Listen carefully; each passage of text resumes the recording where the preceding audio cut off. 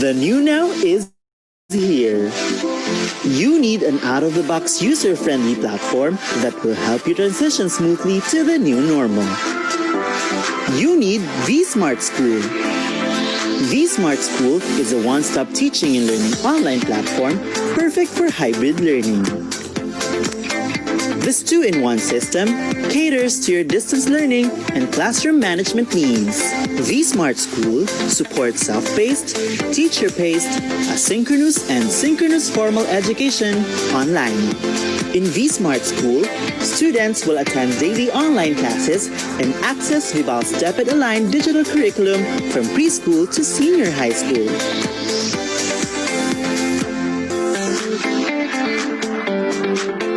Need content for college?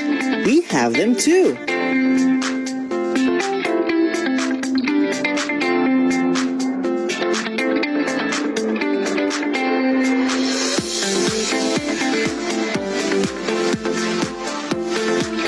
With the guidance of parents and teachers, students will follow DepEd's recommended day-to-day lesson calendar for an entire school year. Teachers using vSmart School can also create lessons, schedule classes, and monitor their students' progress. Most importantly, teachers can also live stream or securely conduct online classes through the platform's webinar feature. Looking for a perfect classroom management partner? vSmart School has got you covered as it boasts of an out-of-the-box learning management platform. It provides a library of gamified and interactive materials,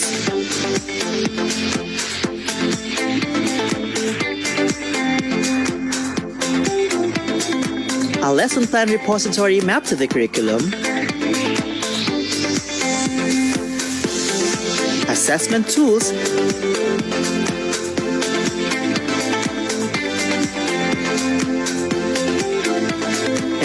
ebooks that feature augmented reality technology. This LMS component of vSmart School is integrated with a learning record system.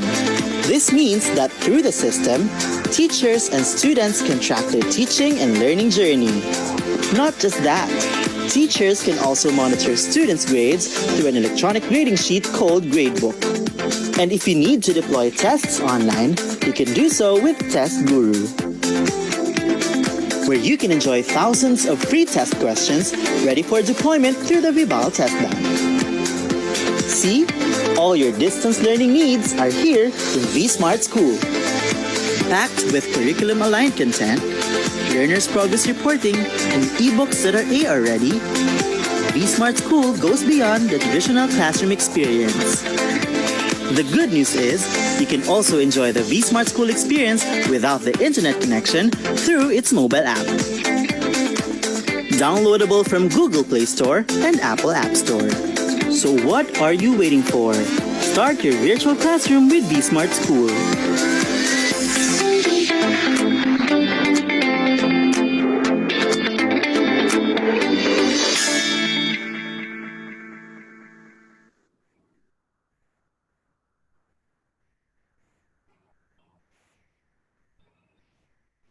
Good afternoon, Kavibal, and welcome to our elementary education webinar series.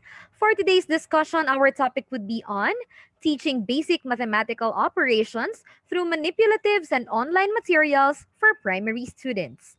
Before we begin, take note of the following reminders. Make sure you are registered to the webinar to have your e-certificate of participation. Visit certificate.vibalgroup.com to generate your proof of attendance. Place your questions on the comment box allotted during the session, and they will be addressed by our speaker later on. Share the video using hashtag LearnAs1PH as our official hashtag to our Vibal webinars. Experience learning, Kavibal. And now, to proceed with our session this afternoon, it is my pleasure to introduce to you our distinguished speaker. She is a special education teacher and an advocate for 20 years. She finished her psychology degree from the Philippine Normal University and obtained her postgraduate course in Master of Arts, major in special education from the De La Salle University, Manila. She obtained her second postgraduate course in Masters in Education, major in School Administration from the Rabbi Theological Seminary and International Ministries Incorporated, or the RTSIMI, where she also completed her doctorate degree in education. Currently, she is the school principal of a progressive education preschool, or the Kids Coco in Ortigas. She is also the executive director of the Acadev Training and Learning Center in Quezon City. Ladies and gentlemen, please welcome our speaker for this afternoon, Teacher Margot Palencia. Thank you, Miss Kia. Hello, mga kabibal at mga ka-teach. Andito na naman si Teacher Margo and I'm going to be your facilitator for this afternoon. Hi, Miss Kia. Hi po, Teacher Margot. Good afternoon. Thank you again for having me and it's nice to be back. I know that all the teachers are busy now and I hope that our sharing for this afternoon will be helpful for them because I know that it's really fast approaching and we're really going to do this new normal thing already in our online classes, home-based classes, diba, no? Nakaka-pressure. Yan. Okay, thank you, Miss Kia.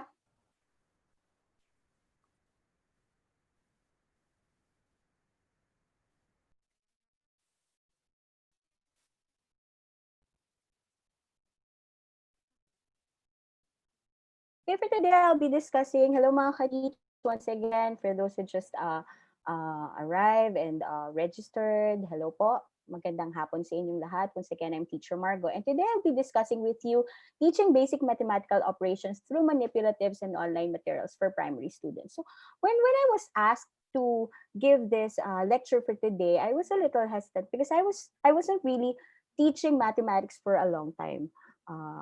But of course, in special education, our teaching is not departmentalized or departmentalized. We always do it in a self-contained class. And I was thinking, because of the topic is about learning math operations, which is very basic, through manipulatives, I told myself, why not?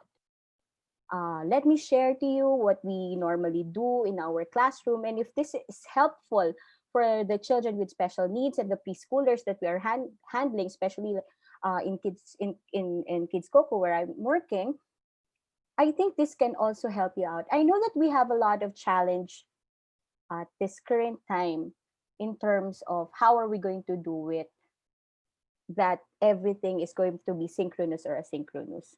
I know that we have a lot of apprehensions, we have a lot of questions, but once again, teachers, like the last time I told you, we just have to embrace the fact of the new reality.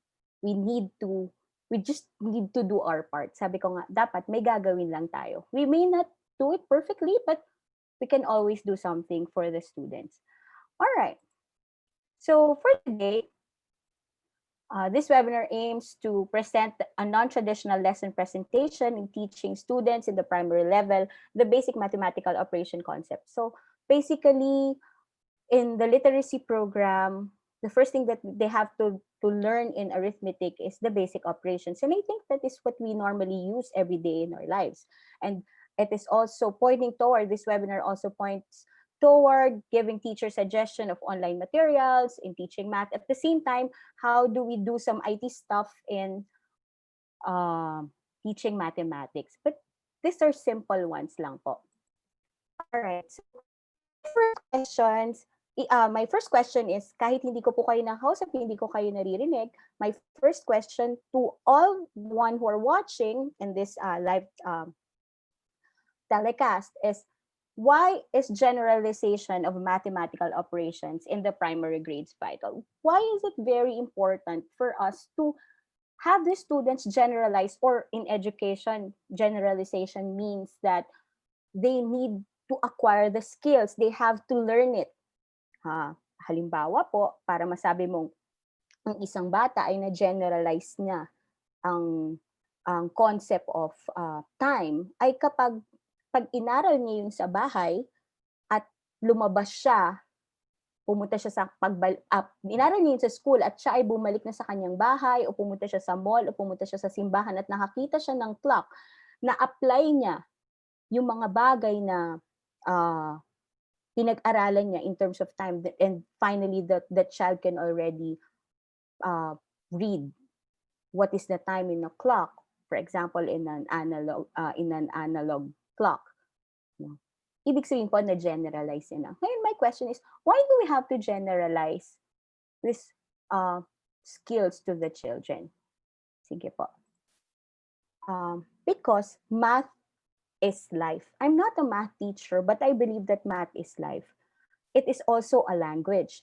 If you're gonna look at the questions that I posted here on the screen, makikita mo, sa araw-araw na pamumuhay natin, lagi-lagi po tayong gumagamit ng mathematics. Like, what time is it? Diba? Laging ganun yun. Magtatanong, anong oras na? Magkano to? Ilan kayo sa pamilya? Pang ilan ka sa pamilya?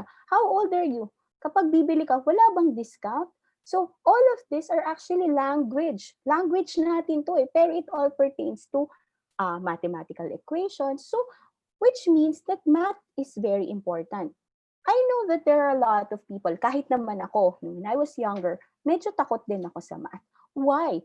Children, and sorry po kung may tatamaan, kasali ako dyan, children and adults, find it hard sometimes understanding the concept of mathematics because basically math is abstract. Diba? Sabi nga, I remember, one of my students keep on asking me, bakit daw ganun? Paano daw ba hindi siya mahihirapan sa mathematics? Bakit daw kasi pinagsasama yung letters at saka numbers? Nung nag-aaral nga naman daw siya, magkahiwala yung letters, magkahiwala yung numbers. So, how are we going to make them understand all these concepts? But of course, we will not go into that deep algebraic expressions. My topic for today is, how are we going to make the children understand that math is connected to life, and how are we going to make them understand or clarify how does math works Kasi kaya nahihirapan, ako po, I'm dealing with children who are having disorders in mathematics. No, we call it learning disorder, specific learning disorder in mathematics. May mga ganyan tayong bata na talagang hirap na hirap sa konsepto ng math, no? And then this sometimes this deficits leads to another problem, which is like, acting out, having some behaviors. So minsan hindi po dapat yung behavior yung ina-address natin. Instead, ina-address natin yung deficit ng skill. Okay, so I'm just saying, and I'm just encouraging everybody that mathematics shouldn't be that hard, especially for younger kids. But why do we need to establish a good foundation for these children? So why do we need to generalize? Because primary school, which is from kindergarten to grade 6, for some, primary is from kinder to grade 3. But if you look at some definitions also, primary school is the whole elementary. But whether it's the whole elementary or whether it's the first 3 years of elementary, still, primary school is the first phase of formal education. So it lays the foundation. So it's very important that the children understand the concept. Imagine po, mga ka-teach, mga kabebal, kung ang mga bata hindi na-ilay ang tamang foundation when it comes to the basic operations of mathematics like addition, subtraction, multiplication, and division. What will happen? All of the other concepts in math, all of the other topics in math will be affected. Because how are you going, for example, how are you going to do long division if you didn't establish very well the basic foundation of the mathematical operations? So it lays the foundation. Secondly, whatever we experience in the primary years, it immensely affects the overall development of a child. There are kids that if they find math so hard during their primary years, they wouldn't like it anymore. So they would always say, that's why there's a joke, like when they ask you, can I ask you something? And then people would say, oo, sige, basta wag lang math. Because people are already scared because they always think that mathematical problems are hard. But if you're gonna look at it, if you will just present mathematics in a way that the children can visualize, imagine, hold it, then they will have a deeper concept of whatever topic you are introducing to them. So, but imagine if we don't really establish the foundation, it will also affect the personal growth of the children, their confidence, and then their independence, and of course strengthening of the skills. It always starts with them wanting to know more about the topic and giving them the confidence, and eventually they will do it independently. And if they have that confidence and independence, then their skills will be strengthened. Okay, so let us just put things into order by just establishing a few theories that will give us an educational framework of where I am leading this discussion for this afternoon. So, do you still remember? So, ano po tayo ha, sa inyo, sa mga upuan nyo dyan, o sa mga lamesa ninyo, let's have some review. Do you still remember the psychologists who studied the 4 stages of development? Sino ba ito? Who is this psychologist that says that there is 4? There are a lot of cognitive development theories, but there is one who says that there are 4 stages. Okay, so if your answer is him, Sean Piaget, he's the one. So I know all of you mga teachers out there, you know him. If you don't know him, you better know him now. You can Google him.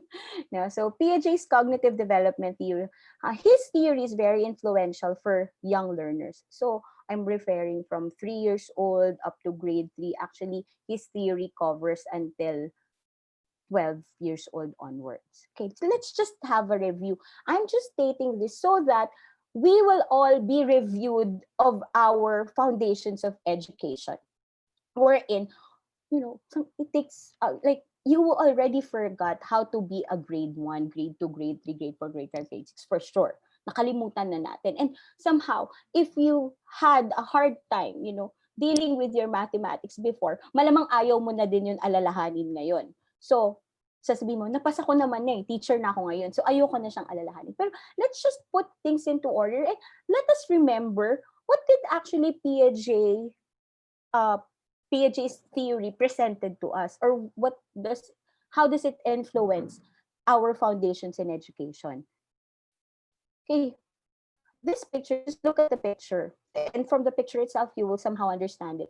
He has 4 stages of development, and that is the sensory motor stage, which is birth to 2 years, pre-operational stage, which is 2 to 7, concrete operational stage, which is 7 to 11 years old, and the formal operational stage, which is 12 and above.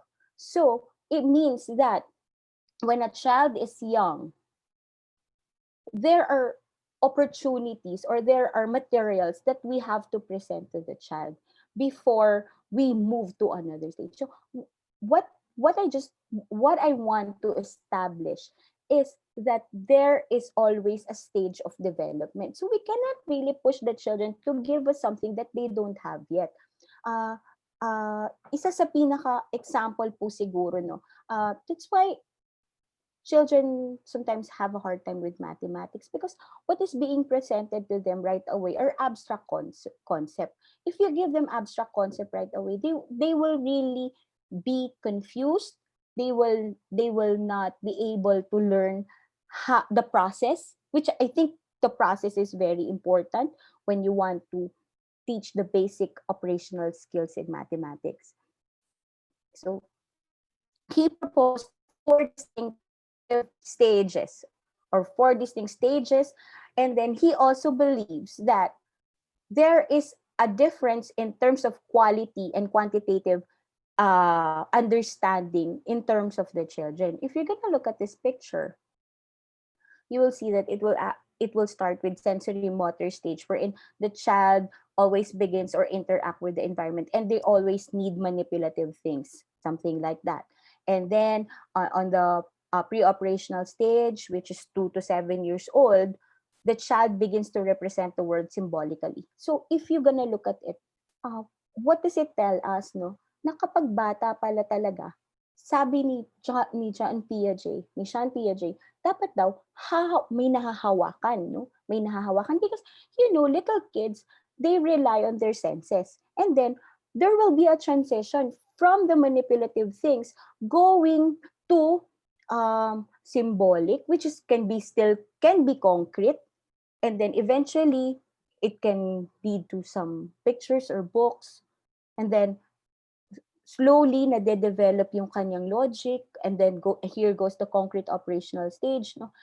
One of the best examples of Jean Piaget, if you're gonna look back, is the about the water. Sabi dito, no, yung isang bata, water is just water for the birth to 2 years, and then eventually the pre-operational stage, he still thinks that it's water, but he knows already he can imagine what is water. That's why 2 to 7 years old can already ask for water, but the birth to 2 years old will just cry and ask for water, pero hindi naman niya nasasabi. Pero when you go to 7 to 11 years old, this is the primary years, no? Ito po, kung naalala niyo yung law of conservation, na alin yung mas marami, itong nasa maliit na baso o yung nasa malaking baso. And then still, no, as they age, tentun lang sila sa mas, parang titingnan lang nila kung ano lang yung kayang i-interpret ng kanilang mata. Pero as you age, you already have your logical reasoning. Like tayo ngayon, sa isang baso na ganyan, di ba, tinatanong ka na, how do you see this glass? Half empty or half full? So it comes with the logical explanation already. So what I'm just trying to establish here is that there is a stage in terms of the learning of the child, and we should respect that, so that the children can also give what they have. So some of the explanation of Piaget's theory is the schema, assimilation, accommodation, and equilibration, which is about giving the child new experiences, and then adding on it, which he can assimilate, and then sunod, magkakaroon na naman ng bagon, mag-a-accommodate siya, and then when he already balances his new things, his transition, then magkakaroon daw po ng equilibration. Anyways, that is not the focus of this lecture. It's just that I'm just trying to remind you of our foundations in education, that there are stages of development in terms of learning. Ay, not only learning, no? Actually po, lahat naman ng areas of development, language, locomotor or psychomotor, socio-emotional, lahat po yan may stages of development. Okay, but of course, when we speak of mathematical concepts and literacy, this pertains to our cognitive ability to learn things po. All right. How about, there's another one. How about the learning theory of Jerome Bruner? Do you know him? Do you know Jerome Bruner? For sure, you have heard the name Bruner. So, Jerome Bruner's cognitive development theory comes in three modes. He has the enactive, the symbolic, and the iconic. So, if you are familiar, so we're going to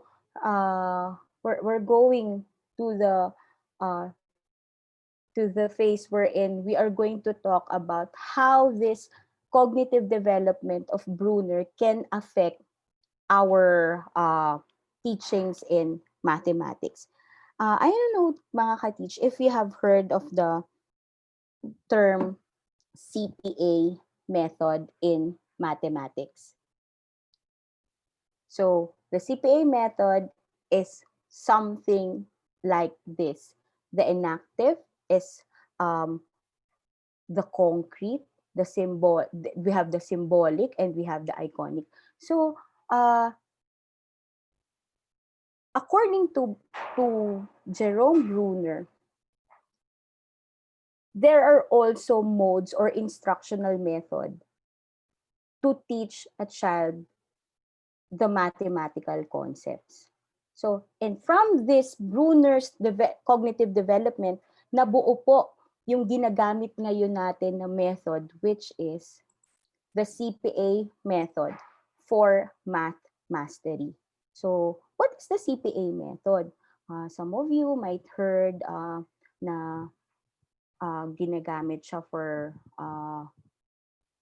preschool, ganyan, or some of you have heard Singapore mathematics, so on and so forth. So basically, the CPA method for math mastery is, CPA means concrete, pictorial, and abstract. So this is an instructional method. So it's not about changing. Maybe you will tell me, oh, Teacher Margo, we already have our curriculum. We already, we have the MELCs already. So how can we use that? Meron na po kaming sinusunod ngayon. So again, mga ka-teach, this is an instructional method. It's not a curriculum. It is a method on how are we going to teach mathematics to the children. So what is the CPA method? First, introduce abstract concepts in a concrete and tangible way. So from the word itself, no, if you're gonna go back to that, concrete, you will see in that figure, concrete are like, these are blocks, or they call it base 10. You can see it in the market, you can buy it. Or kahit hindi po ganyan, kahit anong blocks, basta't napapaghiwalay-hiwalay, or anything that a child can actually hold, concrete material po yun. Okay? And then, it involves moving from concrete materials to pictorial representation to abstract symbols and problems. So, it follows daw po an instructional mode. So, halimbawa kayo kayo ay teacher ng grade 1 ngayon, kapag magtuturo na po kayo ng addition, o halimbawa, yung simple, wag muna tayo mag-addition yung simple na lang na pagtuturo ng number concept. Like, magkaiba po kasi yung pagtuturo ng ipe-present po yung sight reading ng 1 kaysa sa concept ng 1. Pag sinabi mo, okay, give me 1 block, that is a different thing compared to showing a flashcard that this is number 1. Magkaiba pong method yon o magkaiba pong concept yon, di ba? Iba yung binabasa, iba yung alam niya na. So, kaya nga po kahit sa assessment natin, kasama yun di ba? When you give 1-step command, 2-step command, kasama yun. Sinasabi mo, okay, give me 1 block, give me 2 blocks, give me 3 blocks. Why are you doing that? Because you are establishing that the child already knows the concept of 1, 2, 3, 4, 5, 6, 7, 8, 9, 10. So that is an example of using concrete material. So when you show the number 1, the child should be giving you 1 item. So and then eventually po, according to the CPA method, from concrete materials we will move to the pictorial representation. And normally these pictorial representations, this is what we see in our books. Kasi sa books naman natin, talagang pictures na. Well, I remember when I was young, yun yung naaalala ko, hindi ako masyadong nag-concrete materials. Maybe because I came from a very traditional school. So, dahil marami kami sa class, hindi kami masyadong nakapag-concrete. But, the discovery learning preschools or schools, yung gumagamit ng mga discovery learning curriculums, they always prioritize the concrete materials. That's why if you're gonna go back, according to the omnibus policy of the kindergarten education, talagang building blocks is a must. Manipulatives is a must inside the classroom because those materials, now, ito lang mga ka-teach, yung mga materials po na yon na binibili natin, yung ating mga blocks, yung ating mga yung mga binibili natin ng mga mga figures na sorting figures, hindi lang po siya pang circle time, hindi lang din po siya pang games or what, but it can also be used as a concrete material when we teach the concept of the basic operations. And then from there, saka po tayo mag-move. And there should always be a smooth transition from the concrete materials going to the pictorial representations. Kumbaga, hindi po kaagad bibigyan mo sila binigyan mo sila ng concrete materials, tapos biglang tinanggal mo na yung concrete materials and then you're going to pictorial. So there's always, transition po is very important, especially for younger kids. They should understand. Kumbaga, yun po yung tinatawag kanina doon sa sinabi ni Tia Jane na magkakaroon ka ng assimilation and accommodation. Kailangan, ma-relate niya, this concrete materials is somehow similar pala dito sa pictorial representations na pinapakita sa akin ni teacher. So mag-assimilate ka. And eventually, pag nagkaroon ka na naman coming from the pictorial, magkakaroon ka na ng abstract symbols, kailangan i-accommodate din niya yun. Ganun po yung sinasabi nung cognitive development theory ni Piaget. And of course, it promotes mastery in math. Bakit po natin nasabi that the CPA method promotes mastery in math? Because what we learn in CPA or in this method is establishing or making the child understand.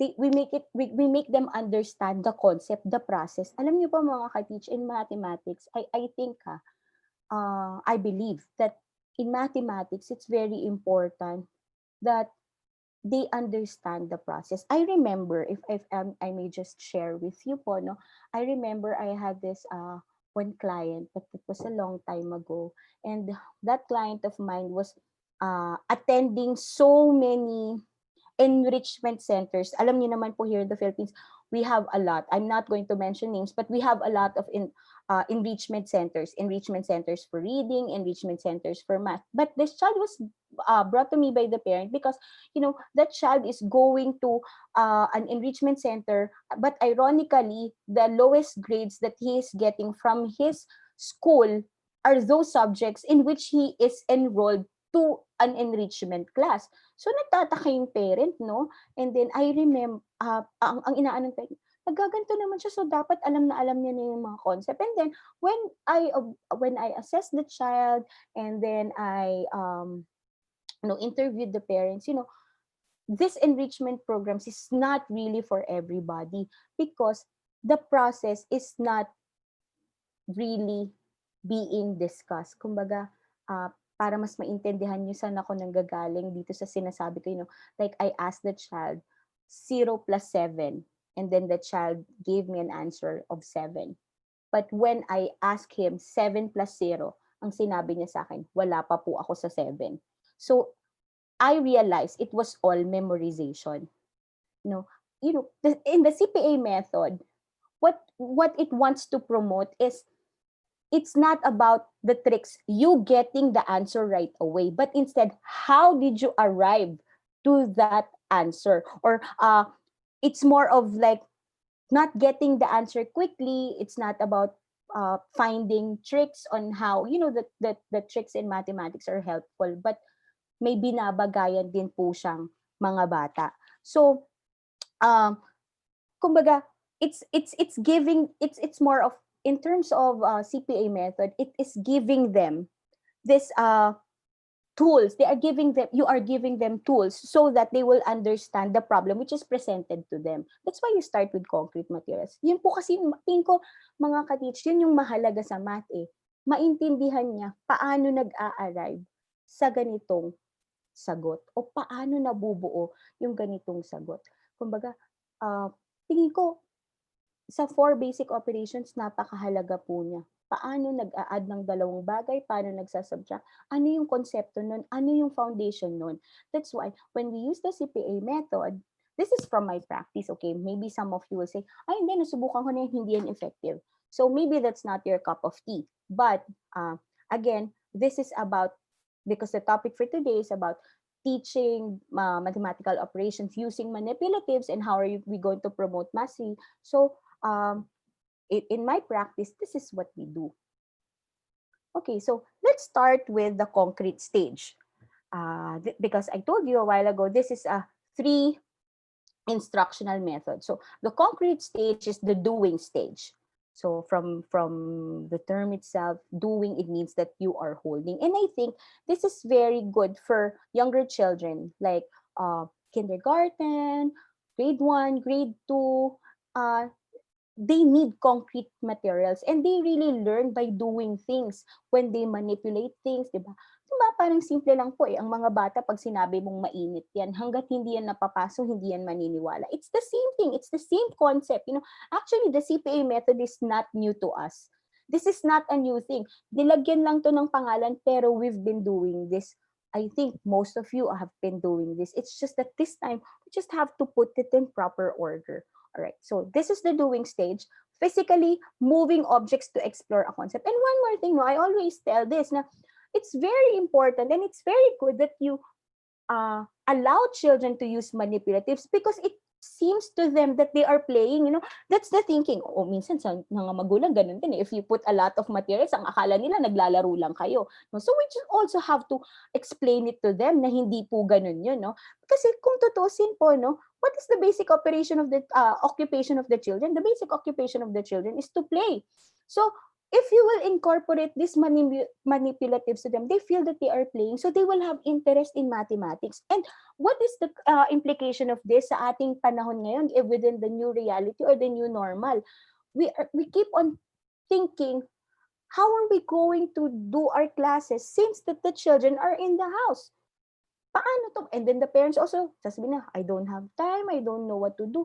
So, by doing this, at saka isa pa sa mga challenges natin ngayon mga ka-teach, kami sa preschool, ang lagi namin sinasabi is, paano ba namin mapapaupo yung bata yan? Because some of you are doing synchronous learning. Ibig sabihin, lahat ng bata naka-online. Naka-Zoom kayo. So one of the challenges, how will these children sit down for 15 minutes or 20 minutes? No? Baka nga yung 15 minutes, it's really hard already. So what we can incorporate is have them use concrete materials, so that while you are doing your lessons to them through online, they are also manipulating something, and that will really stop them from standing up. So physically moving objects to explore a concept.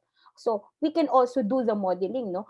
May concrete ka, mas madali. Kasi iniisip mo, paano ko ba gagawin to? Nasa bahay ako, nasa bahay sila. So if you both have manipulatives, you can just show them. Like, today, I can show you something and then I will manipulate it and then they can do the thing and you can do together. At nga, mapapractice pa natin ang modeling, doing it together, and then independent skills na pwede nilang di ba, sa explicit instruction, ganun po yun. We have to model it first and then we have to do it together and then later on, you have to make them do it independently. But since they have these concrete materials, it would be easier for them. At the same time, the parents din po ay mai-introduce sa kanila, ganito lang pala. And I think matututo din yung mga parents na, this is how math should be, presented. So, this helps bring the math to life. Every abstract concept is first introduced to using physical, concrete objects. Sasabihin mo, Teacher Margo, baka sasabihin niya sa akin, Teacher Margo, wala naman kasi kaming mga concrete materials. Ano kailangan pa namin pabilihin sila? May mga ilang bagay po, lalo na if you're going to use the CPA method, may mga ilang bagay na kailangan nilang bilhin. Pero gagamitin niyo naman po yun for the whole year. So, it could be one of your materials na i-require nyo na lang po sa magulang, yung mga tinatawag nila na base 10, meron po yung mga maliliit na blocks. Yung mga bata, dati na silang may mga Lego. Lego can be used, no? Kahit hindi yung original na Lego, kahit po yung mga imitation na Lego, pwede na po nilang magamit yun. Basta nabibilang, nahahawakan, napapag-add-add, pwede na po yun. So what are some of so just remember mga ka-teach that when we want to introduce any concept in mathematics, when it comes to primary years, we always start to encourage everybody to use concrete materials.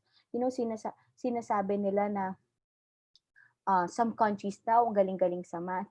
Bakit? Kasi po, they always start with concrete materials. They let their children explore. They have these materials that they manipulate. So it's physical and concrete objects first. And I think this will also help us mga ka-teach kung paano din talaga natin mapapaupo yung ating mga bata, no, o makukuha talaga yung attention nila. So for example, no, this is just one example. If a problem involves adding, nandun ka na sa addition, if the problem involves adding pieces of fruits, children can first handle actual fruits. So if they have fruits, kahit anong fruit, bibili pa sila ng apple kasi yan yung hindi po, bayabas, kalamansi, kung anong meron po sa kanilang bakuran, sasabihin nyo lang kung ilang piraso, yun po yung dadali nila. So from there, they can progress to handling abstract counters or cubes which represent the fruit. Kumbaga po, iba yun kapag nahahawakan mo makikita nila yun na parang, okay, ito pala yung sinasabing 1, 2, 3, 4. Okay, 1, 2. Sabi mo mag-add, 2 kalamansi plus 2 kalamansi. Pag binilang yun, 4 yun. Kumbaga, mas madali po nilang maiintindihan yung concept kasi nahahawakan nila, yung addition pala, pinagsasama pala to.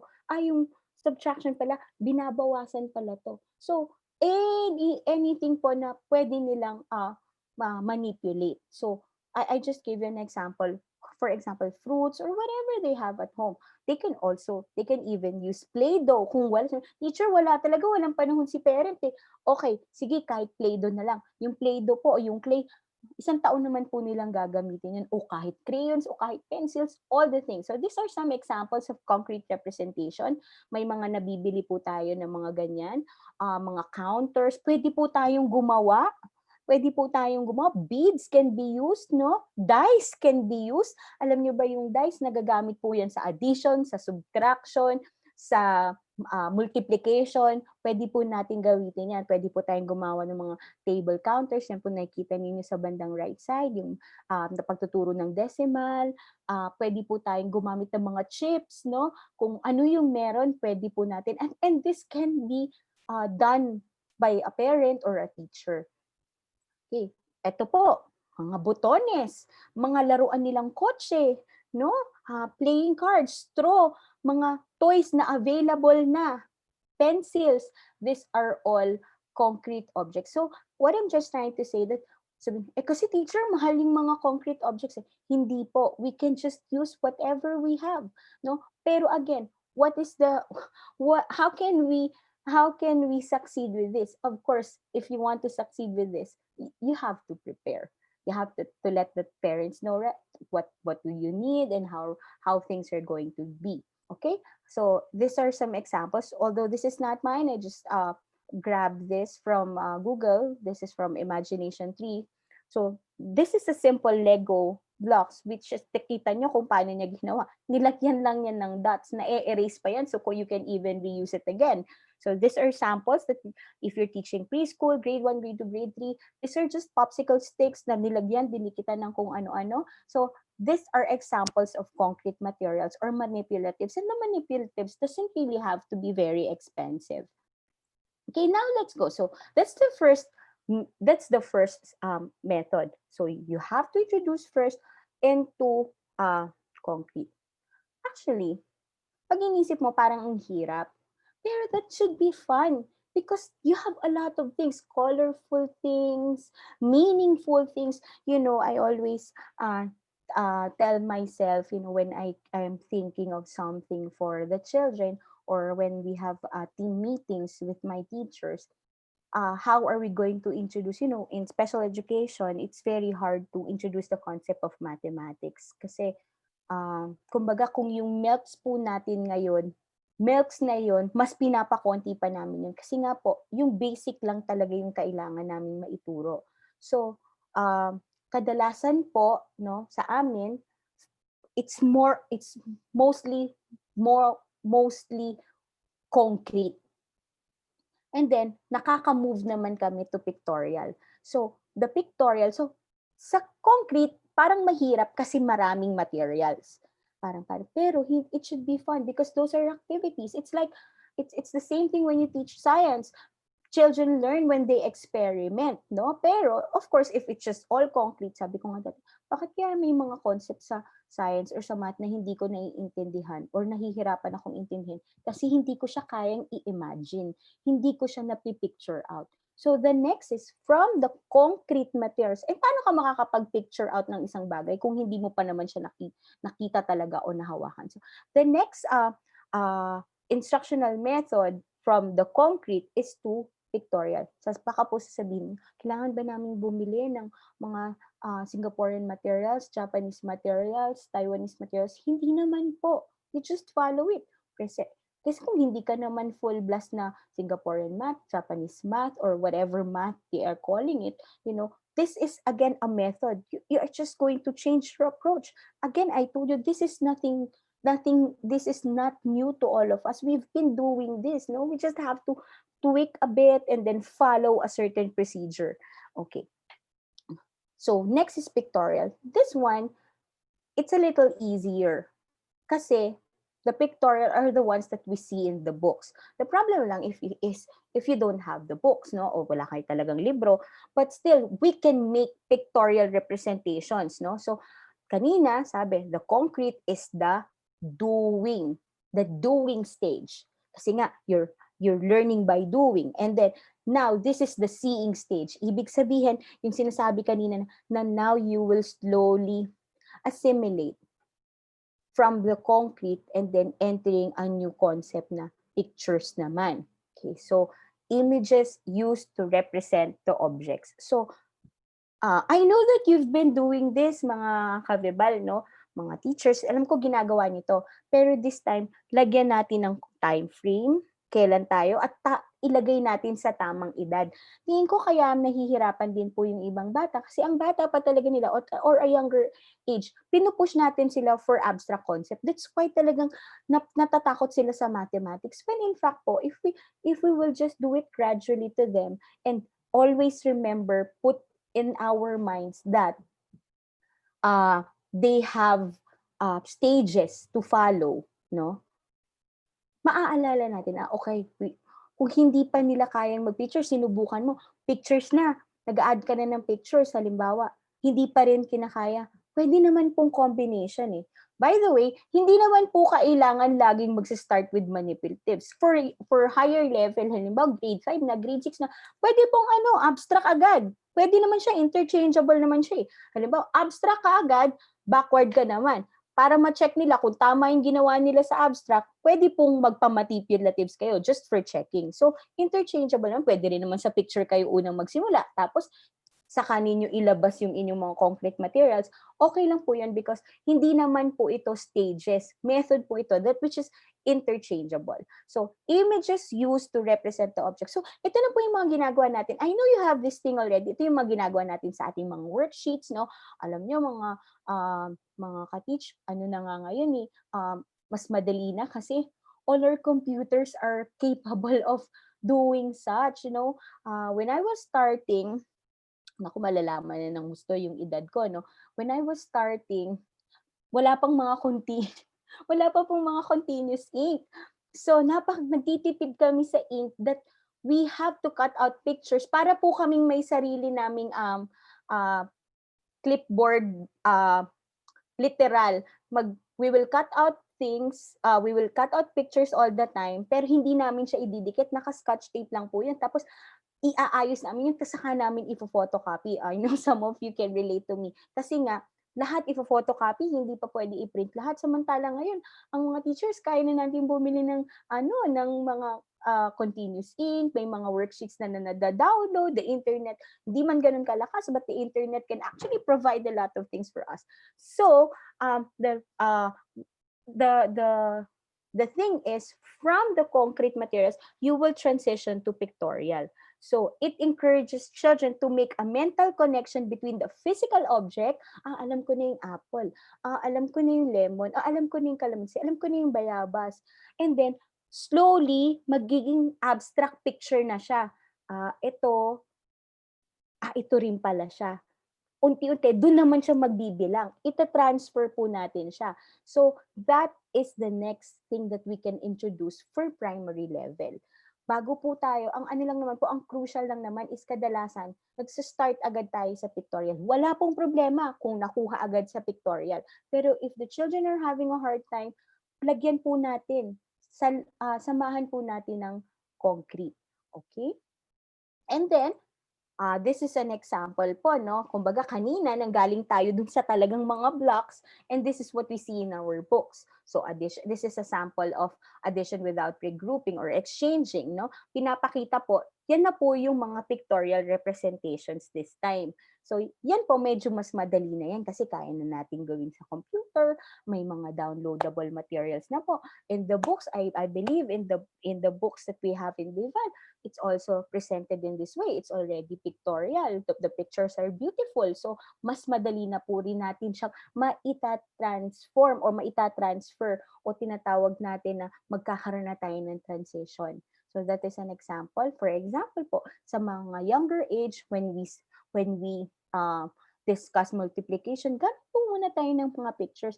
The one that you see, the butterflies on the left side represents, of course, the pictorial. And then, dito po may pictorial pa rin sa kabila, pero yung may mga numbers na yun, nakikita nyo 2 times 3 equals 6, 2 times 4, 4 times 2. Halimbawa po, yan po yung tinatawag natin na abstract.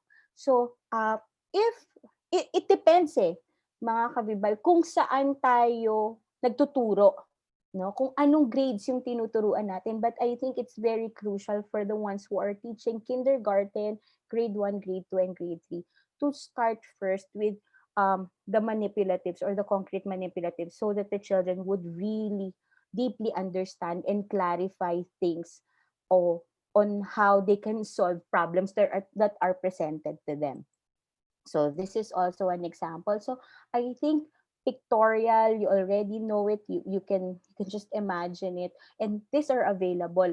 Ito po yung pinakamadali. Ito po yung pinakamadali natin na nakukuha kasi may mga ready na po tayong mga materials with that. Okay? And then, so this is actually from a book. So, and then kung nakikita niyo po, slowly we are introducing there the abstract concept because after the pictorial, we will be moving to the abstract concept. Halimbawa po, Okay, so here, uh, if you will see the picture, building or drawing a model makes it easier for children to grasp difficult abstract concept.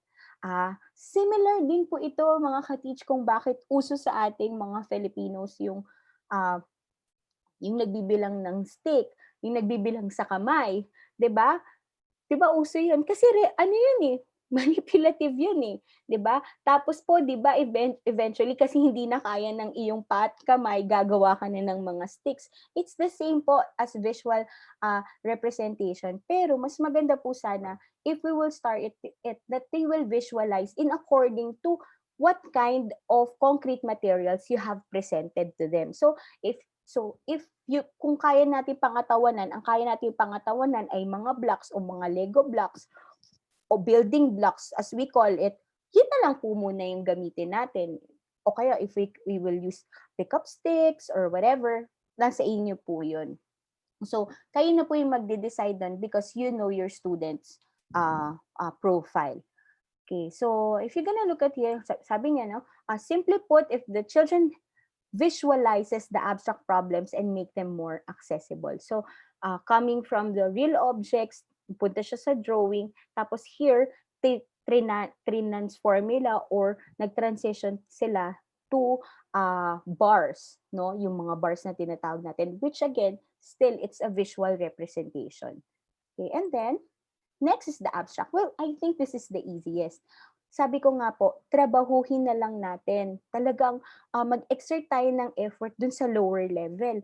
Yung abstract, yung concrete, yung pictorial. Because kapag po na-establish natin, if we could really deepen, if we can really clarify the mathematical thinking approach of the children, like ang thinking nila is when something is presented to them, they will really try to find a way, no, na ma-solve siya at hindi using tricks or memorization. Pagdating po sa abstract stage, it will be easier for them kasi na-ilay na ninyo ang inyong foundation. So, symbols and numbers are used to model this is the time we're in symbols, numbers, yung gumagamit na tayo ng plus sign, minus sign, multiplication sign, and the division sign. Diyan po, yan na yung alam natin. Most of the time, yun yung nagiging nagiging drawback sa mga bata. Kasi there are some who teaches the children abstract right away. So, ganito din po yun. Halimbawa, Teacher Margo, I'm not naman the teacher ng preschool Okay po, kung sakasakali that hindi sa inyo nanggaling o hindi nyo kilala o transferi siya, still po, the CPA method or the concrete, pictorial, abstract instructional method is useful to everyone po. This is not only for the lower levels or the younger years or the younger learners po. Pwede po to kahit kanino. Siyempre, ibabagay lang po natin what are the materials that we're going to present. Kasi halimbawa, may dumating sa'yo, grade 4, nahihirapan pa rin. Kung kinakailangan, nabalikan mo yung concrete para maintindihan niya yung basic operation ng addition, subtraction, multiplication, and division, gawin po natin. Kasi hindi natin pwedeng ipilit mag-abstract siya agad kung hindi niya talaga na-clarify yung process nung pagbuo o pagsagot ng mga ganon. Okay po? So, the abstract part is the easiest part actually. If it's the easiest part, if we have established the concrete and the pictorial. Although, meron pa din pong transition, no?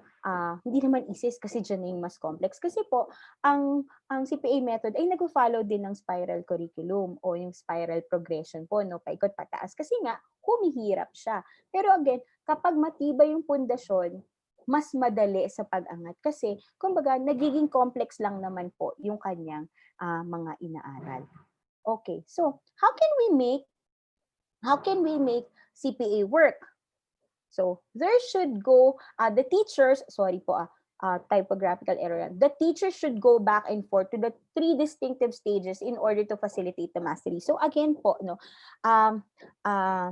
this is not a linear progression.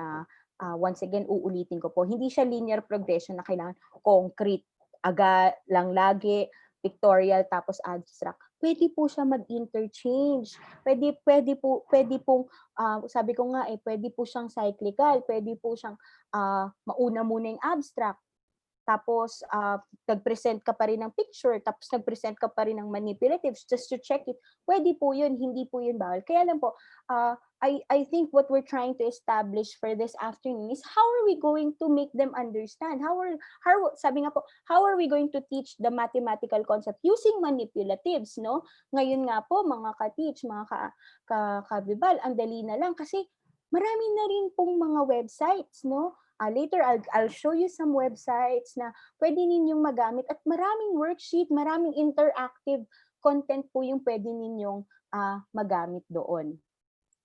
Okay, so now, in wrapping things up, no, for this afternoon's lecture, what are the benefits of the CPA method? So first, it provides pupils with a structured way to learn math concept. I think teaching children in a structured way is proven to help students talaga. Like, isipin nyo na lang po, we are dealing with children who has deficits, nahihirapan talaga, may mga learning disorder. Pero if we put it in a structured way, naiintindi nila, lalo na po ang mga pupils natin in the general education classroom. So, it provides a structured way to learn. At saka po kasi, kapag meron silang basic concept of the concrete, yung concrete stage po, no? Kapag may hindi sila, mga ka-teach kayo, isipin nyo, minsan ganyan kayo, di ba? Para masagot yung isang bagay, di ba nag-i-imagine kayo? Dapat ganito, dapat ganito, tapos ganun. Di ba? If you want to solve something, it's the same thing po. So, paano ka gagawa ng ganun kung wala kang babalikan, kung wala kang schema na na-introduce siya sa'yo dati? Okay, and then pupils can build a better connection when moving through the levels of understanding from concrete to abstract. Again, because there should be a transition slowly from concrete plus pictorial together, eventually weaning the concrete materials, tapos from pictorial to abstract, and then together you have to do it, hindi agad wala ng pictorial, puro abstract agad, and then slowly weaning, tinatanggal po natin yung pictorial hanggang sa logically kaya niya na kahit abstract lang. Okay, and then makes learning accessible to all learners. Yes, like in this new reality, in this new normal that we're facing, if grabe na yung stress ngayon ng mga tao, grabe na yung stress ng magulang, ng bata, diba? This online learning is so new to them na parang we don't even know how are we going to go through it. Pero I know we are teachers. Lahat to makakayanan natin. Kumbaga, ang Department of Education naman is giving us the guidelines how to do it. So we just follow them. And of course, as teachers, we just do some initiative and innovation. Tulad ng ginagawa niyo po ngayon na pag-attend sa mga ganitong webinars, this is an initiative for you to give more to our students, and that is really a good step po, no, in order to give them at hindi natin sila ma-shortchange. So makes learning accessible to all learners because everybody can do can have manipulative things at home. So mas madali po, kumbaga mawawala yung paano ko ba ito ituturo? Hindi ko mahawakan, hindi ko ma-hand over hand. And the parents also, if they see na, may manipulatives, baka madali lang to. So manonood si parent, pwede na po. You can even record your videos, no? You can even, if you're not going to push for synchronous learning, then you can do asynchronous learning by doing some demo teaching, magpa-video po kayo sa inyong kapatid, sa inyong nanay, habang kayo ay gumagawa ng lesson at i-upload po natin sa inyong mga LMS, no? Para makita nila kung paano po siya ituturo, and then the parents can actually help us. We can build a good relationship with the parents. And then CPA benefits in terms of research, no? I have read some research, but I've just cited two. One is a Filipino research made by Dennis Tan and Nino Salingay, no? This is just in 2018. they studied about concrete pictorial abstract approach on students' attitude and performance in mathematics. And according to this research, meron silang control group at saka meron silang experimental group. Talaga pong significant yung itinaas ng scores nung nasa kanilang experimental group. And that is according to their study. At the same time, yung confidence ng mga bata in terms of solving math, tumaas talaga. And I have another one, which is an international study. This is also about influence of concrete pictorial abstract approach towards enhancement of mathematical connection ability of elementary school students. So it both presented and it gave a significant result. Na tumaas po ang score ng mga bata at mas naintindihan nila yung concept. All right. We also have able to use across year group. So this is not only for kindergarten. This is for everybody. If there are high school teachers who are listening, CPA can also be used. As long as, yun nga po, again, the materials that we will use should be developmentally appropriate. Of course, if you will not use building blocks to the secondary school students, no? So we have to make it also developmentally appropriate, right? Help pupils learn concept before learning rules. It can be used also in small groups or entire class, or it can also be used individualized or individually. Ayan. Can be used to differentiate and to assess true understanding of mastery. By the end of the day po, no, sabi nga natin, I always tell my teachers and the people whom I'm working with that, sabi ko, di baling konti lang yung concept, basta totoo, basta talagang namamaster. We teachers should always go for mastery. And to have mastery, they have to understand. Again, when we speak of mastery, it's about the children getting the skill already. Na-generalize niya na po dapat yung kanyang skill. Alright, so as promised, these are some of the websites that I normally visit that can help you, give you some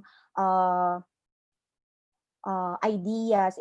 Some of these websites are even interactive for mathematics. So you will just have an idea how to present manipulatives, ganyan. Pwede po natin to. I hope you screenshot it or you have taken a picture. Okay, and then there's also IT in mathematics, no? Baka sabihin mo, teacher, hindi naman kasi ako magaling sa computer.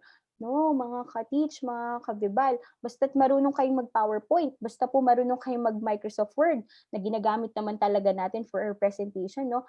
In Microsoft Word and Microsoft PowerPoint, lahat po, pwede ka gumawa ng shape, pwede nyo pong i-customize sa mga diameter, pwede po tayong gumawa ng mga line, graph, lahat po nandoon. But of course, you need to study it, you need to explore it. So if you have some time, you just, everything, there's IT in mathematics, but everything is in the programs that we already have in our computers. Okay, now, another thing that we can use in teaching mathematics for the upcoming school year is we use Zoom in recording our lesson videos to facilitate asynchronous learning. Halimbawa po, medyo mahirapan ka because you have a lot of students. Pwede po, gamit ka na ng Microsoft Word mo o PowerPoint mo o kung may videos ka na mag-present ka na po ng lessons mo, tapos i-record mo sa Zoom para yun na lang po yung i-upload ninyo sa inyong LMS o yung Learning Management System. One of the nice apps also that you can use now is the Canva app. So you can explore on this. These are simple IT stuff in mathematics. So that we can use, especially po, I was fascinated when I was doing some research for this lecture, no? Na-realize ko, because I have a book about this CPA method, it's a handbook for teachers for the CPA method.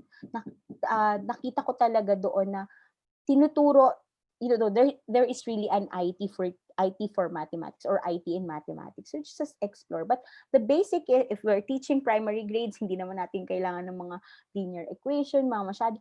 Everything po, we can make all this pictorial representations and worksheets sa ating pong Word and PowerPoint. Okay, so to end up this lecture for this afternoon, I just actually this is not from me, but when I saw this online, sabi ko i-share ko to sa mga ka-teach at mga kabibal natin. So this is from mathseeds.com. So 7 effective strategies for teaching primary math. So ito po hindi to galing sa akin, hindi to galing sa CPA method. This is from a website for mathematics. So sinasabi niya rin, no, effective strategies for teaching primary math is first is to make hands-on learning.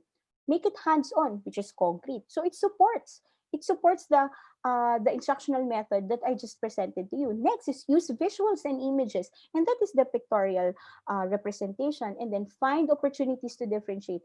When you use the CPA method, you can differentiate kasi pwede naman din pong mag-self-pace yung mga bata.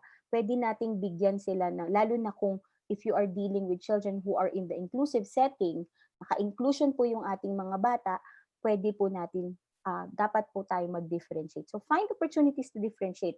Differentiate naman is, pwedeng mag-accommodate lang tayo dun eh. Ayun ang accommodation, haba mo yung oras, bahabaan mo, ibahin mo yung presentation sa kanya, ganyan po. And then number 4, ask students to explain their ideas. So even if you're doing synchronous learning, you can ask them to present, their ideas, why they came up with that kind of answer. Mahalaga po yun na nakakapag-explain yung mga bata.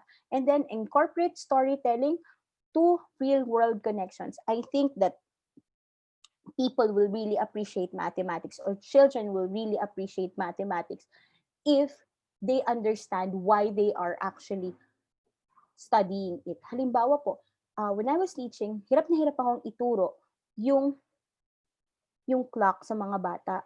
Kasi we always teach it in a way na yung shorthand, yung longhand, tapos may 5, 10, 15, 20, may skip counting by ganito.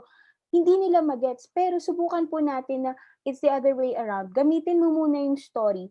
Ipakita mo muna sa bata na you need to learn how to read that clock because it will tell you what are you going to do for the whole day. There's a time for eating, there's a time for playing, there's a time for school. Then, siya magagrasp niya yung idea, that math is connected to life na, I need pala to learn how to read that kasi it will tell me when I'm going to sleep, when I'm going to eat, when I'm going to play. So, all of these things po, pwede nating gamitan sila ng mga storytelling kapag nahihirapan tayong i-introduce yung concept to them. And I think it's very important that the children learns that math is connected to the real world.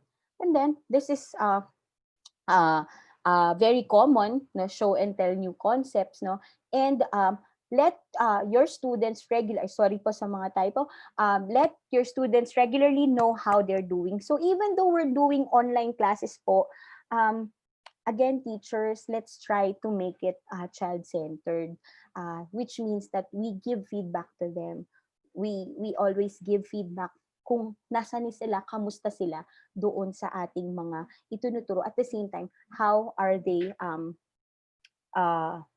learning, or para po alam nila na kayo mismo binabantayan niyo sila. And I think in this time of the new reality, one important thing that we need to do as teachers po, no, is to make the students feel that even though we are apart, that we are just connected by internet, by our gadgets, let us make them feel that that you as their teacher is still there. Kumbaga, nandyan ka pa din naman eh. Hindi mo lang nga siya nahahawakan. Hindi mo nga lang siya mayayakap. I think that is one of the most important things that we have to do. That we are still present, that they still have a teacher. And they are not just talking to the computers. Okay. So, I think that's the end of my presentation for this afternoon. I hope mga kabibal, mga ka-teachers, meron po kayong natutunan. Again, to wrap things up po, no? The CPA method is an instructional method. It doesn't really change our curriculum, whatever curriculum you're doing. It's just how are you going to present your lessons to the kids. And sana po, you you try, or alam ko ginagawa niyo na ngayon, pero sana po this time, yun po, lagyan po natin siya ng structure. So with that po, maraming maraming salamat. And if, I don't know if we have some questions. Do we have any questions po, Miss Kia? Yes po, Teacher Margo, magandang hapon po and thank you so much for your very generous sharing sa amin ngayong hapon po na ito. So let's Opo. answer some of the questions from our viewers, Teacher Margo. So the first Math po question, ba yan? parang may ano dito may formula. Joke lang po. Oh. Ayan po. Okay po. So first question po is from Miss Shane Espinosa.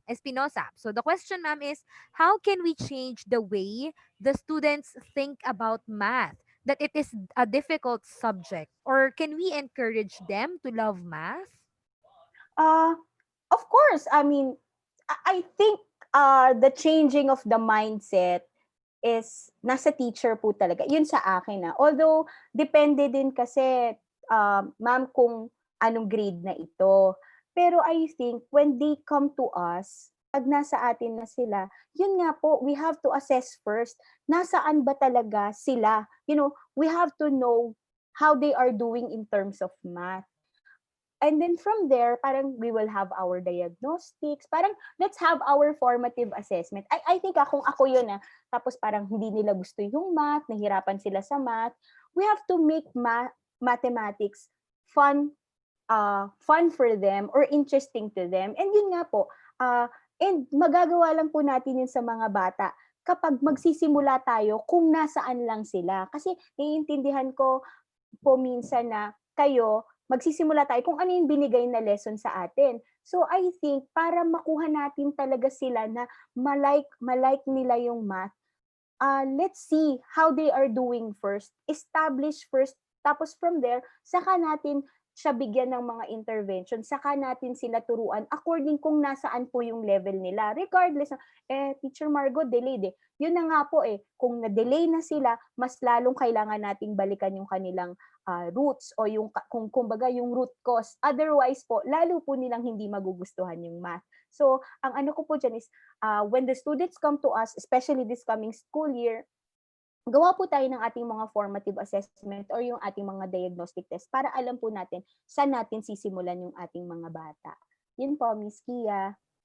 Okay po. Thank you so much po, Teacher Margo. Next question po is from Jo Baula. How are we going to teach kindergarten at this time of pandemic? We are in modular or online learning. Will you please po give us some tips or advice regarding this matter? Thank you po. All right. So, Teacher Jo, hello. Thank you for that question. I think yun nga po, just like what I have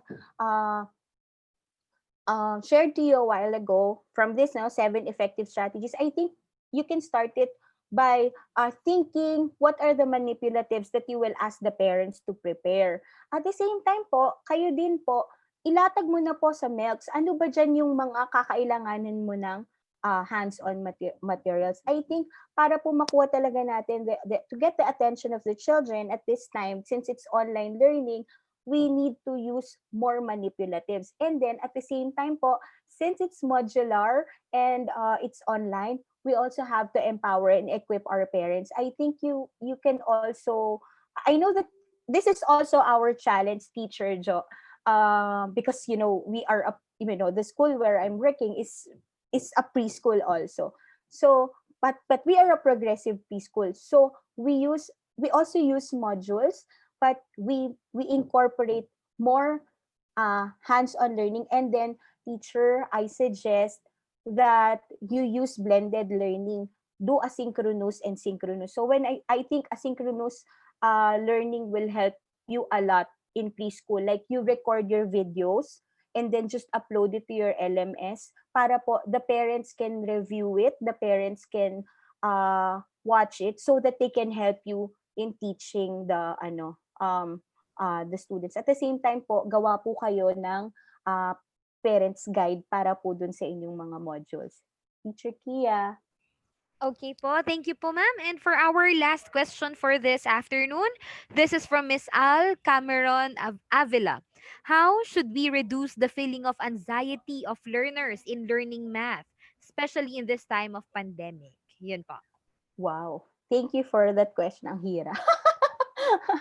well, of course, I know that there are a lot of students who are very anxious of math. Again nga, sabi ko nga, children and adults find mathematics hard. Tingin ko po, yun nga, I think ganun pa din po yung isasagot ko doon, Teacher Al, na when you start your program this coming school year, you establish first where exactly your students are. Because if they're already anxious, if they already have anxiety in finding mathematics hard, tapos bibigyan natin pa sila ng mga concepts o ng mga topics na way beyond sa kanilang kakayahan, lalo po silang magkakaroon ng anxiety. And this may lead to another kind of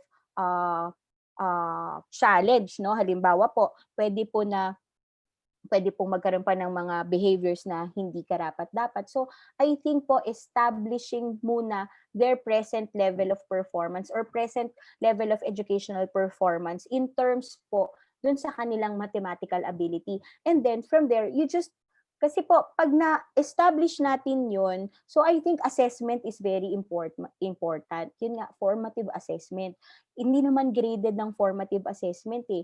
Kumbaga, you will just use it para alam mo saan ka magsisimula. Ngayon, if we know where are we going to start and the children, kumbaga po, ganito po yung kasimple siguro sa explanation, no? Kung sisimulan mo po siya, I know it's not simple, pero sa simple explanation po, kung alam mo po kung saan ka magsisimula sa kanya, ibibigyan mo siya ng isang bagay na hindi sobrang dali at hindi rin po sobrang hirap.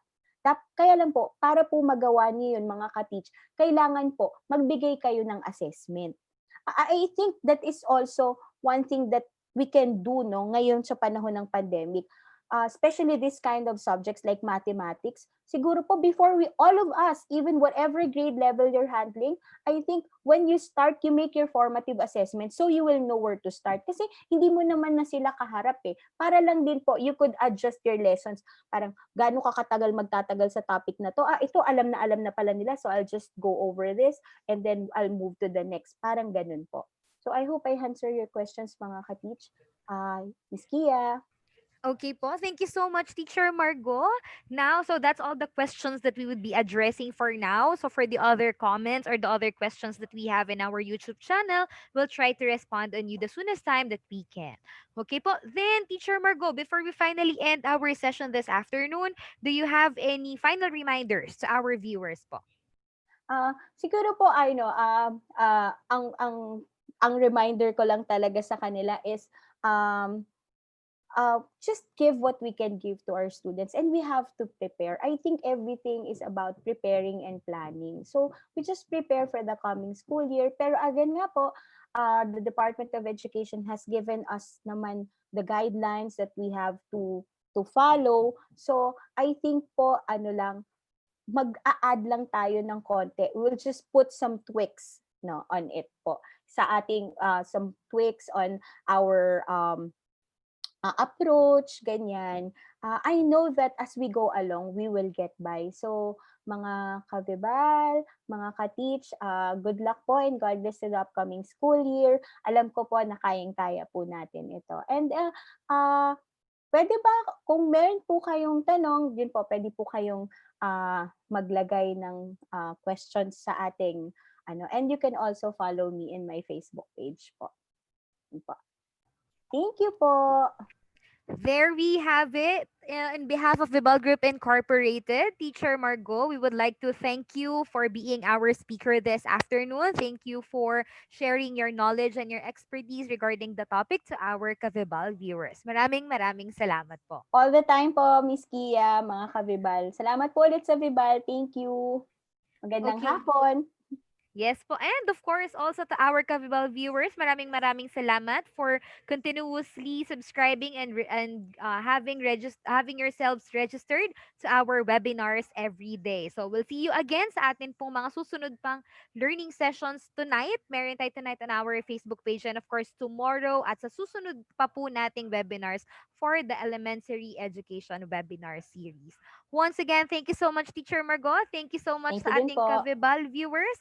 Thank you so much, everybody. Have a great day and God bless us all. Bye po!